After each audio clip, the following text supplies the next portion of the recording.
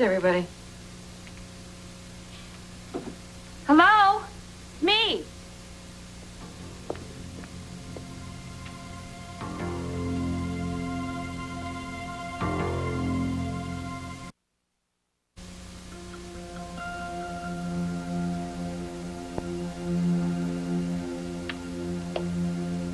Oh, Laura, there you are. Hi. Look at you. You're not even limping. Oh, my ankle's so much better. Good. It takes me where I need to go now, thanks to you. Oh, I didn't do anything. Oh, who knows? If you hadn't been here, I don't know what I would have done. I might have put heat on the darn thing instead of ice. Then it would have swelled up like the Goodyear blimp, and then I would have been hobbling around like an old woman on crutches. Oh, well, then I guess I saved the day. That's better. You need to learn how to take compliments. Humility is only for those who can afford it.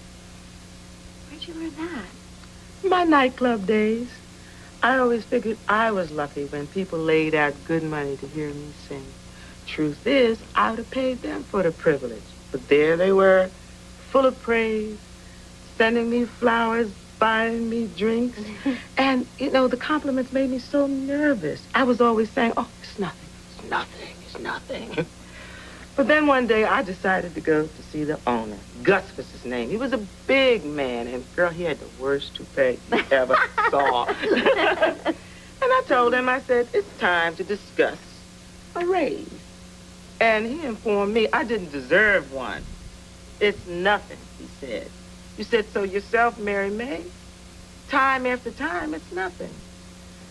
So I decided right then and there that I better learn to appreciate myself before I could afford to be humble.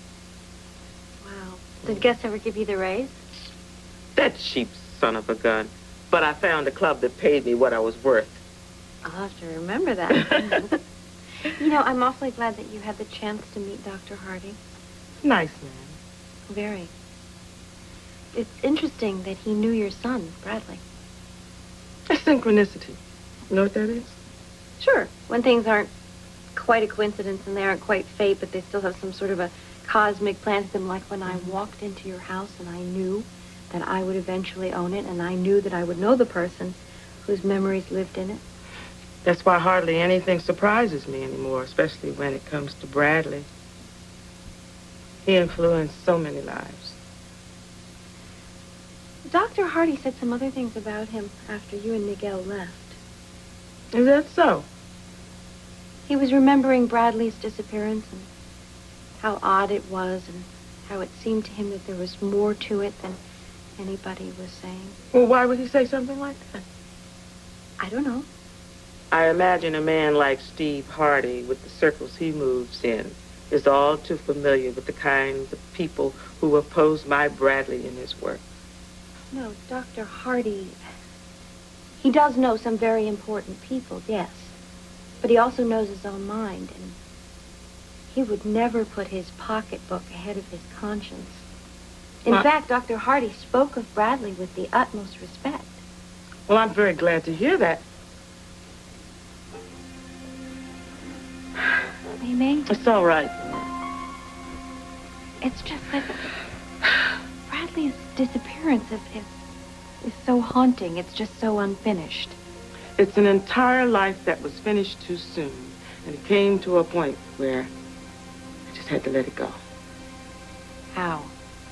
If Lucky were to disappear in the middle of his prime, I mean, how can you possibly find peace until you know what happened?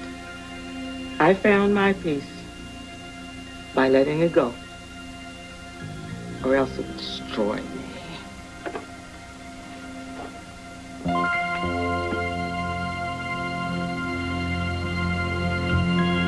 Amy, can you go over the shopping list with me? Oh, it's the third time this week.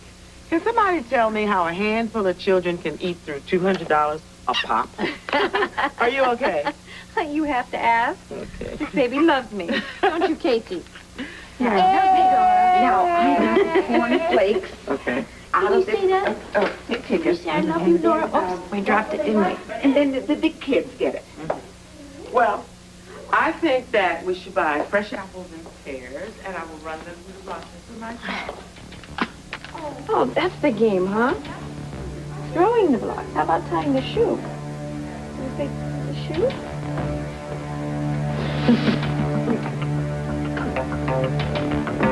You can't tie your shoe? Yeah. Guess not. Huh? That's it for the kids.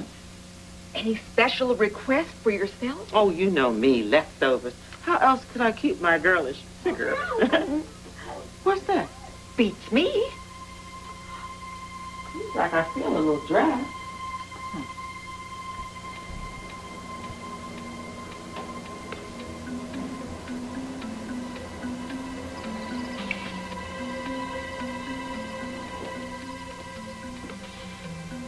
Where's Laura, baby?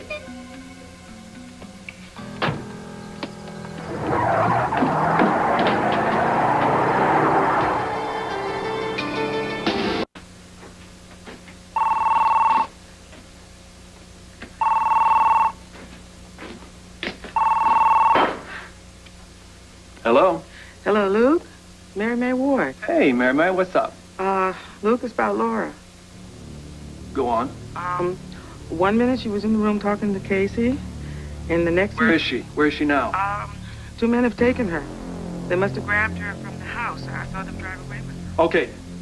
Okay, stay there. I'm on my way. Okay. In the meantime, I'll call the police. No, no police, Mary Mae. No police. You understand? No police. Don't do anything until I get there.